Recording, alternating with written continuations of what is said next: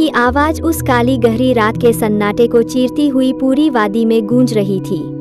कोई लाठी लेकर, कोई कुल्हाड़ी लेकर, जिसके जो हाथ लगा वह उस काली नदी की ओर दौड़ पड़ा।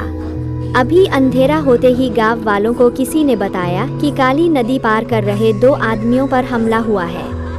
गांव वाले बेतहाशा भागते हुए नदी के किनारे पहुंचे तो क्या देखते हैं, खून में लथपथ 2 लाश पड़ी है। देखने पर पता लगा कि दोनों की मौत पानी में डूबने से हुई, बाद में किसी ने इन लाशों को काटा है। पूरे गांव में सनसनी फैल गई। गांव के मुखिया ठाकुर जगन्नाथ जी आगे आए और बोले, जब हमने फैसला किया था कि रात के समय कोई नदी के रास्ते नहीं जाएगा तो ये सब कैसे हो गया? चौकीदार कहाँ मर गया? तभी पीछे खड़ा चौकीदार कांपता हुआ आगे आया। मालिक, मैंने तो इन्हें बहुत मना किया था, लेकिन ये तो शहर से आए पढ़े लिखे नौजवान थे। इन्होंने मेरी एक बात नहीं मानी। हार कर मैं गांव वालों को बुलाने चला गया। आया तो यह सब देखा। आपको यकीन न हो तो गांव वालों से पूछ लो। तुझे इसीलिए तो नौकरी पर रखा है कि किसी को नदी में न उतरने दे। हमें पता है काली नदी का भूत किसी को परेशान नहीं करता। जब कोई नदी में जाता है तो वह उसे मार देता है। उसी समय पुलिस को सूचना दी गई। कुछ ही देर में पुलिस वहां पहुंच गई। लाशों को अपने कब्जे में लेकर पोस्टमार्टम के लिए भेज दिया। काफी लोगों से पूछताछ की गई, लेकिन किसी को कुछ भी पता नहीं था। कुछ ही दिनों में गांव वाले सामान्य हो गए। उसी गांव में एक 25 साल का नौजवान जिसका नाम नीरज था, वह एक दिन अपने दोस्त दीपक के साथ नदी के किनारे एक पेड़ के नीचे बैठा था। नीरज बोला, यार ये भूत का क्या चक्कर है? इस भूत के चक्कर में हम कभी नदी में नहीं जा पाते।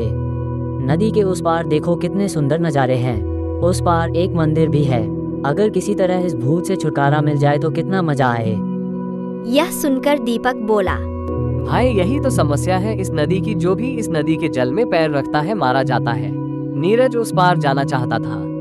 उसने अपने दोस्त से कहा, क्यों न हम पता लगाएं कि आखिर यह भूत सबको क्यों मार रहा है। इसका जवाब तो गांव के कोई बुजुर्ग ही दे सकते हैं। गांव में सबसे ज्यादा उम्र के तो केवल पुष्पा के दादाजी हैं। चलो उनके पास चलते हैं। दोनों उनके पास पहुंच जाते हैं। उनकी बात सुनकर दादाजी संभल कर बैठ जाते हैं। तुम जो पूछ रहे हो वो मैं तुम्हें बता देता हूँ, लेकिन नदी में जाने की कभी कोशिश मत करना, क्योंकि जो भी नदी में गया वह वापस। नीरज बोला, बाबा आप बताओ तो सही, बाकी हम पर छोड़ दो। दादाजी ने कहना शुरू किया, बेटा ये सब गांव वालों के ही कर्मों का फल है। इस गांव में मुकुंद नाम का एक सीधा सादा किसान रहता था। दिन भर खेत में मजदूरी करता था।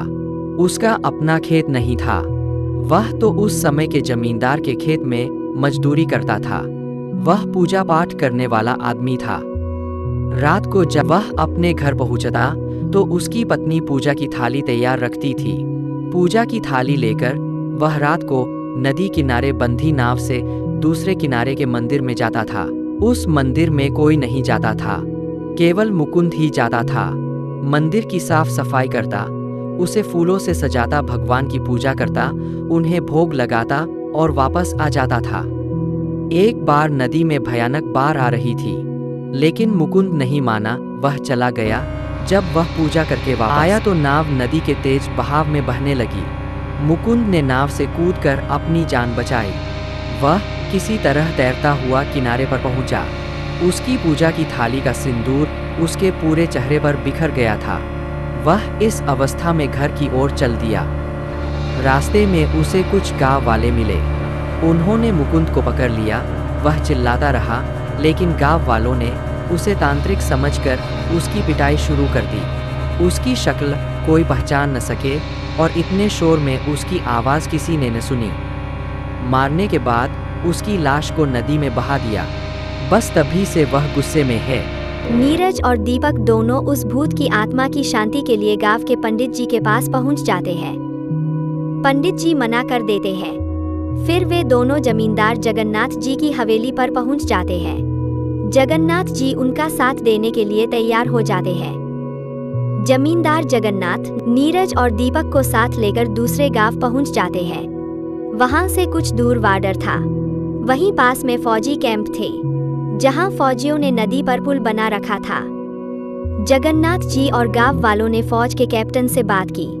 कैप्टन से परमिशन लेकर वे सब उस पुल से दूसरे उस मंदिर में पहुंच जाते हैं जहां मुकुंद पूजा करने जाया करता था। अगले दिन उसको मुक्ति दिलाने के लिए पूजा रखी जाती है। बाकी गांव वाले इस किनारे पर खड़े हो मंदिर में होने वाली पूजा को देख रहे थे। पूजा जब खत्म होने वाली होती है तो चारों ओर से अजीब सी आवाजें आने लगती हैं। तब पंडित जी कहते हैं, मुकुंद गांव वाले अपनी गलती मान रहे हैं, इन्हें माफ कर दो और ये दोनों बच्चे तुम्हारा पिंड दान कर रहे हैं। अब तुम मुक्ति की ओर जाओ और भटकना छोड़कर भगवान के धाम चले जाओ। पंडित जी ने पूजा समाप्त करके नीरज और दीपक से पिंडदान करवाया। उसके बाद धीरे धीरे वे आवाजें आना बंद हो गईं, जैसे कोई उनसे दूर जा रहा हो। उसके बाद जमींदार के साथ पंडित जी, नीरज, दीपक और गांव वाले एक नाव में बैठकर अपने गांव आ गए। 2 नौजवानों की से गांव वालों को काली नदी के भूत से छुटकारा मिल गया। उसके बाद गांव वाले रोज सुबह सवेरे उस मंदिर में पूजा करने जाने लगे। जमींदार ने गांव वालों के साथ मिलकर उस नदी पर एक कच्चा सा पुल बना दिया, जिससे लोग उस मंदिर में जा सके।